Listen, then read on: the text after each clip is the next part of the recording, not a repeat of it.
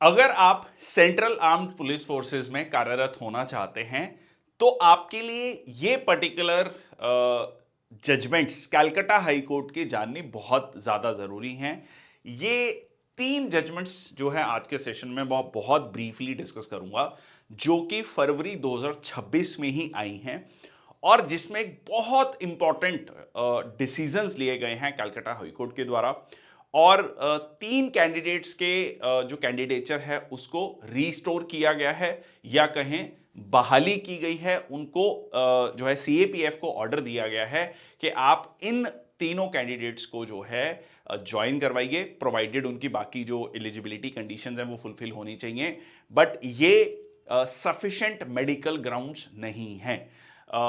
पहली बात मैं ये कह दूं, एक डिस्क्लेमर है कि I am not a doctor, I am not a medical practitioner, तो प्लीज कंसल्ट अ डॉक्टर। जब भी सीएपीएफ को लेकर बहुत सारे स्टूडेंट्स सवाल पूछते हैं, डाउट्स पूछते हैं, तो मैं हमेशा ये कहता हूं कि इट इज वेरी इंपॉर्टेंट कि आप एक जो है डॉक्टर से जाकर जो है कंसल्ट करें और जो भी आपकी कंडीशंस हैं उनको बताएं ताकि वो आपको सही से गाइड कर सकें। But having said this, this particular news is very important. ये आप देख सकते हैं टाइम्स ऑफ इंडिया का 6 फरवरी 2026 का ये आर्टिकल है।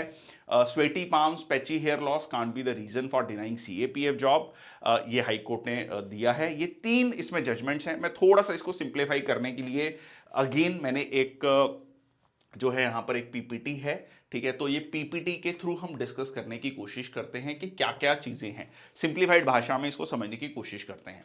ठीक है जी। तो सबसे पहले स्वेटी पाम, ठीक है, मतलब हाथ पे पसीना आना। अब यहां पर होता क्या है कि एक जो कैंडिडेट है जिसका नाम है मोहम्मद आशिक मंडल, उसने रिटन एग्जामिनेशन क्लियर किया, फिजिकल स्टैंडर्ड क्लियर किया सीएपीएफ कांस्टेबल एग्जाम का, बट उसको मेडिकली अनफिट डिक्लेयर किया गया क्योंकि उसके हाथों पे पसीना आ रहा था। अच्छा, अब जो सीएपीएफ में कह लीजिए जो मेडिकल ऑफिसर्स होंगे उनका ये कंटेंशन था कि ये जो है किसकी वजह से है, पैल्मर हाइपर हाइड्रोसिस। इसको सिंपल भाषा में समझते हैं कि भाई नर्वस इंस्टेबिलिटी, नहीं घबरा जाते हैं हम, ठीक है, घबराने की वजह से हाथ में पसीना आ रहा है, ठीक है, तो ये इस चीज को शो करता है। ठीक है जी। अब इन्होंने कहा कि भाई सीएपीएफ के मेडिकल गाइडलाइंस में क्लॉज 6 सब क्लॉज 16 जो है वो ये कहता है कि मेंटल और अगर नर्वस इंस्टेबिलिटी है, मेंटल और नर्वस इंस्टेबिलिटी है तो कैंडिडेचर डिक्लेयर किया जा सकता है। अब कोर्ट ने क्या कहा, कोर्ट ने ये कहा कि भाई हाथ पे पसीना आ रहा है, ये इस चीज का कंक्लूसिव एविडेंस नहीं है कि ये जो है नर्वस या मेंटल इंस्टेबिलिटी है। ठीक है जी। तो उन्होंने कहा कि no conclusive medical finding to support that his sweating was due to nervous instability, the rejection was based on speculation rather than objective evidence. कि ये जो है, ये जो इनका रिजेक्शन किया गया है इस कैंडिडेट का, ये कोई ऑब्जेक्टिव ग्राउंड्स पे नहीं किया गया है, ये कोई मतलब कंक्लूसिवली प्रूफ नहीं हो रहा, कहते हैं ना बियॉन्ड डाउट प्रूफ नहीं हो रहा कि ये उनकी मेंटल और नर्वस इंस्टेबिलिटी की वजह से है। ठीक है, तो आउटकम ये है कि कैलकाटा हाई कोर्ट ने कहा कि जो स्वेटी पाम्स हैं उनको एक वैलिड ग्राउंड नहीं माना जा सकता for disqualification under fitness guidelines, और डायरेक्ट किया है कि आशिक को जो है मेडिकली फिट ट्रीट किया जाए और 2 महीने के अंदर अंदर जो है उनको अपॉइंटमेंट लेटर दिया जाए, प्रोवाइडेड उनकी बाकी एलिजिबिलिटी कंडीशंस फुलफिल होती हैं। ठीक है जी। तो ये बहुत इंपॉर्टेंट है। जो भी candidates central armed police forces, बेशक वो कांस्टेबल रैंक है, सब इंस्पेक्टर या असिस्टेंट कमांडेंट रैंक पे जा रहे हैं, या और भी जो मिनिस्टीरियल जॉब्स हैं उनके लिए जा रहे हैं, जब उनका मेडिकल होता है तो उनको इस पर्टिकुलर जजमेंट को ध्यान में रखना है ताकि एटलीस्ट वो जो है उसके बारे में वहां पर रख सके इन केस अगर ऐसा कुछ जो है कुछ ऐसा रिजेक्शन उनको फेस करने को मिलता है। नेक्स्ट जो जजमेंट है वो है पैची हेयर लॉस। ठीक है, इस तरीके से जो है कुछ हेयर लॉस अगर होता है तो इसमें एक जो कैंडिडेट था प्रसंत बाग, उसको अनफिट डिक्लेयर किया गया in a review medical for alopecia. Alopecia is patchy hair loss, मतलब बाल किसी किसी पर्टिकुलर पैच में बाल नहीं है, इस तरीके से कोई अगर पैची हेयर लॉस है despite qualifying in earlier stages, वो क्वालिफाई कर रहा था बाकी स्टेजेस में, तो यहां पर जो अगेन जो अथॉरिटीज थी या सीएपीएफ जो मेडिकल बोर्ड बैठता है, तो उनका जो कहना था वो ये कहना था कि ये जो कंडीशन है ये क्या है, स्कैरिंग एलोपीसिया है, और जो है treated it as a chronic disease, ये क्रॉनिक डिजीज की तरह ट्रीट होनी चाहिए, certain chronic diseases are disqualifying under the guidelines कि, और क्योंकि ये क्रॉनिक डिजीज है तो क्रॉनिक डिजीज जो है एक डिस्क्वालिफिकेशन है अंडर द मेडिकल गाइडलाइंस। अब यहां पर हाई कोर्ट की क्या फाइंडिंग है, हाई कोर्ट ने कहा कि on examination of medical reports, high court ने यह नोट किया है कि जो एक्सपर्ट्स, जब मतलब और जो उस पर्टिकुलर कह लीजिए बीमारी से रिलेटेड जो एक्सपर्ट्स हैं उनसे जब पूछा गया, उन्होंने कहा कि उसका हेयर लॉस जो है loss not to be taken as a true chronic disease, मतलब उसका हेयर लॉस जो है उसको क्रॉनिक डिजीज आप कंसीडर नहीं कर सकते हैं। ठीक है जी, there was no medical basis to treat alopecia as a ground for rejection, तो ये जो एलोपीसिया है इसको मेडिकल ग्राउंड नहीं माना जा सकता रिजेक्शन के लिए, बहुत इंपॉर्टेंट। तो यहां पर कोर्ट ने अथॉरिटीज को, सीएपीएफ को ऑर्डर किया है कि इस कैंडिडेट को मेडिकली फिट डिक्लेयर किया जाए और उसको अपॉइंटमेंट दिया जाए 2 महीने या कह लीजिए 8 हफ्तों के अंदर अंदर। ओके, नेक्स्ट जो हम चलते हैं तीसरी जजमेंट, ठीक है, इसमें कैंडिडेट का नाम है अंकन पाल, उसका जो है कैंडिडेचर रिजेक्ट किया गया on the basis of light coloured birthmark. कई बार आप देखते हैं कि इस तरीके के जो है पैचेस, आपको स्किन पैचेस देखने को मिलते हैं, इस की वजह से जो अथॉरिटीज ने ये कहा कि ये जो स्किन कंडीशन है ये मेडिकल अनफिटनेस को दर्शाता है।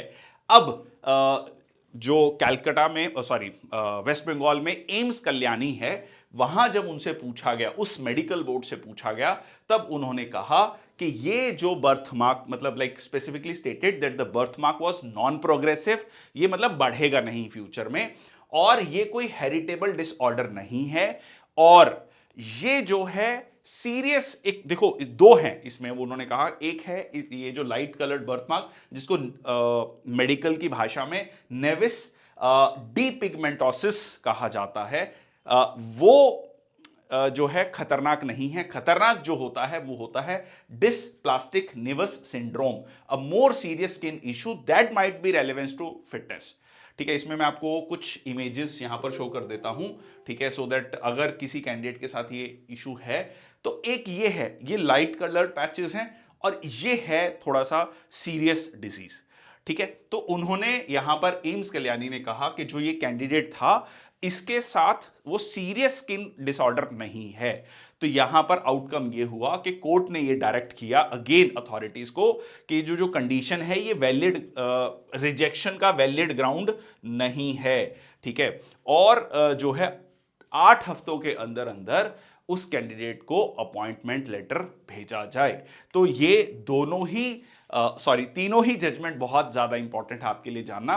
तो यहां पर अगर हम तीनों जजमेंट को समराइज करें, वो ये है कि भाई ऑब्जेक्टिव मेडिकल एविडेंस रिक्वायर्ड है। ठीक है, medical fitness must be based on objective and conclusive medical evidences. आप एज्यूम नहीं कर सकते कि ऐसा हो जाएगा।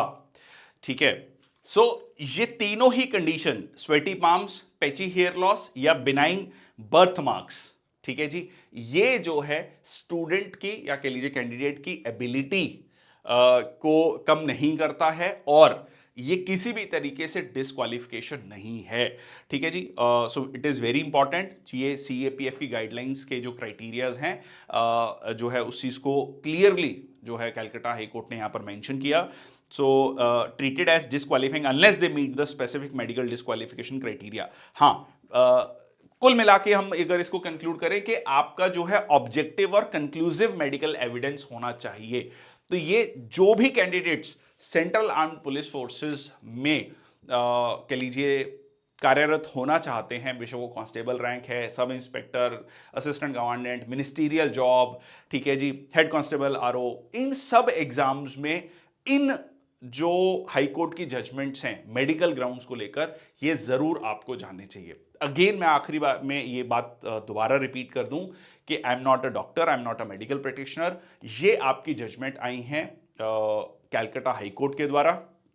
अगर आपको किसी भी मेडिकल कंडीशन को लेकर कोई डाउट होता है, please consult a medical doctor, ठीक है जी। प्रेफरेबली एक गवर्नमेंट हॉस्पिटल में जाकर, सरकारी डॉक्टर में जो एमबीबीएस है और उस पर्टिकुलर कंडीशन से रिलेटेड कोई स्पेशलिस्ट है। मान लीजिए आपको कोई स्किन रिलेटेड इश्यू पता करना है, तो कोशिश कीजिए कि किसी स्किन स्पेशलिस्ट से पूछिए, ठीक है। तो ये है आज की जानकारी। Please do let me know in the comment section box कि आपको ये जानकारी अच्छी लगी, क्योंकि कहते हैं ना कि जानकारी ही आपके कैंडिडेचर को बचा सकती है, खासकर अगर आप इन किसी कंडीशन से जूझ रहे हैं। और अगर आपको इंफॉर्मेशन है, अगर आपको जानकारी है, अगर आपको आपके राइट्स के बारे में पता है, तो आप वहां पर अपनी बात को कंक्लूसिवली स्ट्रॉन्ग तरीके से रख सकते हैं और सिर्फ फ्रिवलेस ग्राउंड्स के बेसिस पर अपना नाम बाहर होते हुए जो है आपको नहीं देखना पड़ेगा। So it is very important कि आप इस तरीके की जो जजमेंट्स हैं या इंपॉर्टेंट जो इंफॉर्मेशन आती है उसको जरूर देखें और उसको जरूर शेयर करें उन सारे कैंडिडेट्स के साथ जो सीएपीएफ की तैयारी कर रहे हैं। That's all from my side. Thank you so much. जय हिंद, वंदे मातरम।